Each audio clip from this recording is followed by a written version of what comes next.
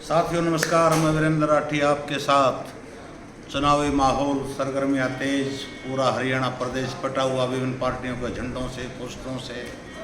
रोहतक जिले की एक सबसे हॉट सीट, महम विधानसभा सीट, जो अपने आप में एक चर्चा का विषय हर चुनाव में रही है और इस बार भी रोचकता के चरम पर महम 24 का चुनाव साथियों है।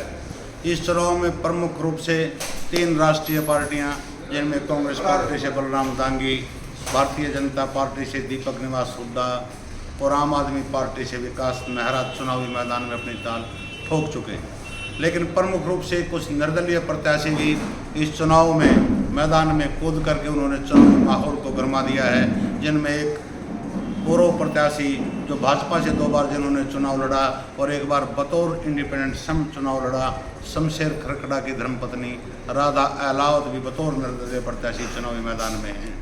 और एक निर्दलीय प्रत्याशी जो 2 बार महम से इनेलो के निशान पर चुनाव जीते, बाली पहलवान, मोखरा बड़ा गांव इलाके का, उस गांव से साथियों ताल्लुक़ रखते हैं, वो भी चुनावी मैदान में कूद चुके हैं।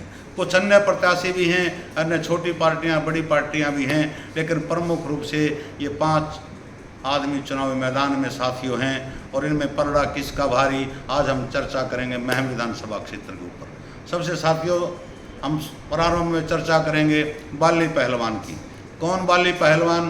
बाली पहलवान जी 2 बार विधायक बने इनेलो की टिकट पर। पहली बार 1996 में विधायक बने, मात्र 250 वोटों के अंतर से, मामूली अंतर से वो जीत दर्ज कर पाए थे। बाद में भाजपा का और इनेलो का समझौता हुआ। ओम प्रकाश चौटाला जी बंसीलाल की सरकार टूटने के बाद प्रदेश के मुख्यमंत्री बने और मुख्यमंत्री बनने के बाद जो चुनाव आया, उस चुनाव में बाली पहलवान 5000 के वोटों से के अंतर से चुनाव जीते। उसके बाद बाली पहलवान ने एक चुनाव ड्रॉप किया, आगे लड़ा, वो हार गए थे साथियों। आज निर्दलीय प्रत्याशी के रूप में हैं, लेकिन उनका अपना जो गांव पड़ता है वो मोखरा गांव पड़ता है और मोखरा गांव को उन्होंने एकत्रित करके ये दावा कर रहे हैं कि समूचा गांव मेरे साथ खड़ा है। लेकिन उनकी जो आज का वर्तमान का परिदृश्य चुनावी माहौल का साथियों अगर हम देखें तो मोखरा गाँव तक ही उनका चुनाव हमें सीमित दिखाई देता है। जो उठान उनके चुनाव में होना चाहिए था वो दिखाई नहीं दे रहा।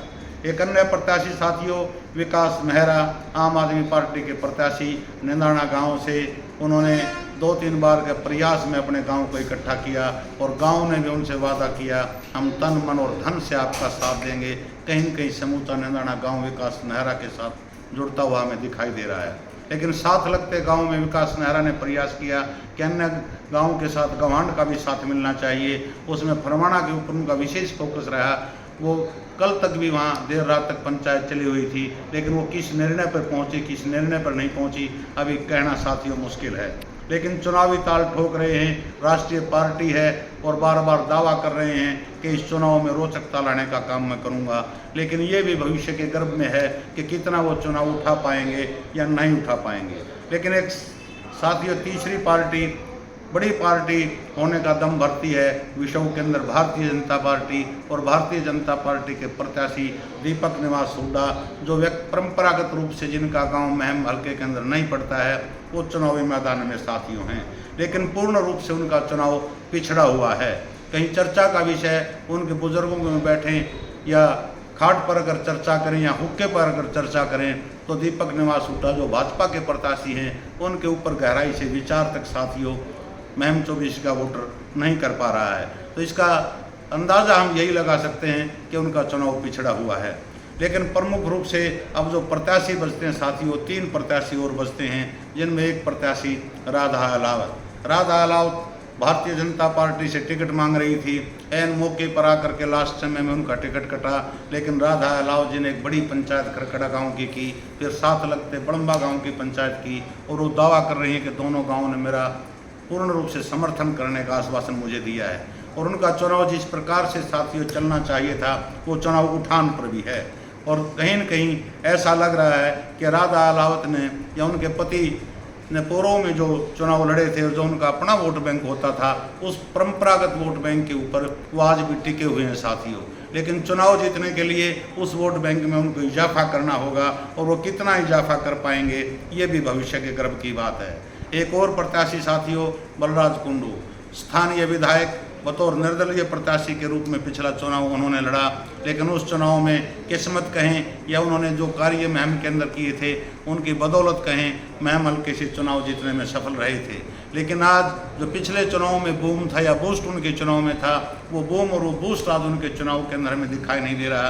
कहीं न कहीं जो उनका अपना पिछले चुनाव का वोट बैंक था वो जनाधार भी उनका खिसकता हुआ साथियों दिखाई दे रहा है। इसका प्रमुख कारण क्या है? इसका प्रमुख कारण ये है कि जैसे निंदाना गाँव एक तरफ चुनाव पिछले चुनाव में उनकी तरफ था, ज़्यादा वोटों से वो जीत करके आए थे। अब की बार निंदाना गांव का प्रत्याशी आम आदमी पार्टी से आ गया और समूचे गांव ने उनको समर्थन देने का काम किया। तो बलराज कुंडू को एक बड़ा झटका निंदाना से भी साथियों लगा है और निंदाना गांव का असर प्रमाणा में है, कुछ झटका वहाँ भी लगा है और साथ लगता गाँव सामान है, उसमें भी बलराज कुंडू के वोट खिसकने का साथियों काम हुआ है। जहाँ तक बड़म्बा की बात करें तो बड़म्बा गांव के अंदर भी अच्छा खासा वोट बैंक पिछले चुनाव में बलराज कुंडू के साथ था और अब की बार जिस प्रकार से बड़म्बा गांव साथ दे रहा है प्रत्यक्ष रूप से राधा अलावत का, तो वहाँ भी बहुत बड़ा झटका बलराज कुंडू को हमें लगता साथियों दिखाई दे रहा है। एक प्रत्याशी और बच गए कांग्रेस पार्टी के बलराम दांगी। साथियों, बलराम दांगी के बारे में थोड़ी सी जानकारी आपको बताऊं, जिनके पिताजी ने महम विधानसभा क्षेत्र से 9 चुनाव साथियों लड़े और 9 चुनाव में 2 चुनाव कैंसिल हुए। 4 बार उनके पिताजी कांग्रेस से विधायक बने और 3 चुनाव वो हार गए। महम हल्के के अंदर अच्छा खासा वोट बैंक, अच्छी एक पकड़, हर वोटर के साथ सीधी उनकी जानकारी प्रत्यक्ष रूप से, और युवाओं की टीम जो जिस प्रकार से पिछले 5-6 साल के अंदर बलराम दांगी जी ने तैयार की है और युवाओं के अंदर काफ़ी लोकप्रिय है। और कांग्रेस पार्टी की टिकट, क्योंकि महम रोहतक जिले का एक हिस्सा पड़ता है और रोहतक जिला चौधरी भूपेंद्र सिंह हुड्डा जी का गढ़ माना जाता है और पिछले लोकसभा चुनाव में भी साथियों कहीं न कहीं महम विधानसभा क्षेत्र से जो 52-53 हज़ार वोटों की लीड आई थी, उसमें प्रमुख योगदान आनंद सिंह दांगी और उनके बेटे साथियों बलराम दांगी का था। और बलराम दांगी उसी लीड की बदौलत बड़े हौसले के साथ इस चुनावी मैदान में हैं कि इतनी ज़्यादा वोटों की लीड जो हमारे को मिली थी, कांग्रेस पार्टी को मिली थी, कि उसी के दम पर अच्छे वोटों के मार्जिन से हम चुनाव जीत पाएंगे। और जिस प्रकार का चुनाव चल रहा है उस चुनाव के अंदर साथियों अंदर और बाहर के समीकरणों का भी चर्चा चल रहा है, क्योंकि महम विधानसभा क्षेत्र से जैसे भारतीय जनता पार्टी के प्रत्याशी हैं वो जैसे महम हल्के से बाहर के प्रत्याशी हैं, और बलराज कुंडू जी जो स्थानीय विधायक वर्तमान में पिछले चुनाव में जीते थे, उनका गांव भी महम हल्के के अंदर नहीं लगता है। और कहीं कहीं अब की बार महम हल्के के अंदर इस चर्चा का जोर चला हुआ है कि बाहरी प्रत्याशी को ही महम हल्का विधायक क्यों चुने, क्योंकि महम के अंदर नौजवानों की कमी नहीं और महम के अंदर अनेक प्रकार के जो काम जिस भी सरकार में हुए हैं, चाहे वो भाजपा में थे तो उसकी देखरेख शमशेर खरकड़ा जी उसकी अगुवाई कर रहे थे। एक हमारे पत्रकार साथी कृष्ण कुमार जी हैं, उन्होंने एक बड़ी रोचक जानकारी हमारे को दी कि महम हल्का के बारे में इतिहास लिखने जा रहा है। और वो इतिहास किस प्रकार का लिखने जा रहा है साथियों, अगर बलराम दांगी जी महम से चुनाव जीतते हैं तो पहली बार ऐसा होगा कि किसी विधायक के बेटे महम से विधायक बनेंगे।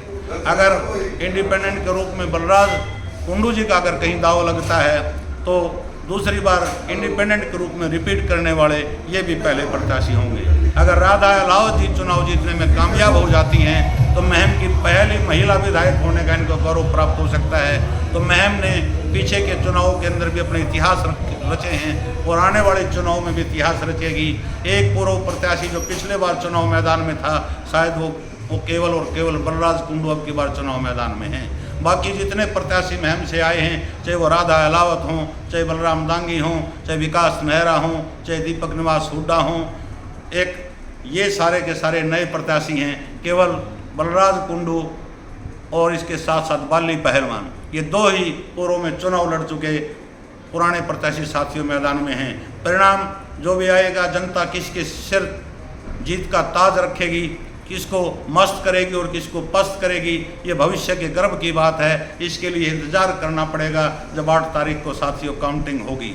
तब तक के लिए और कोई लेटेस्ट अपडेट हमारे पास आएगी तो हम किसी विशेष हल्के के ऊपर चर्चा करेंगे। तब तक के लिए शुक्रिया।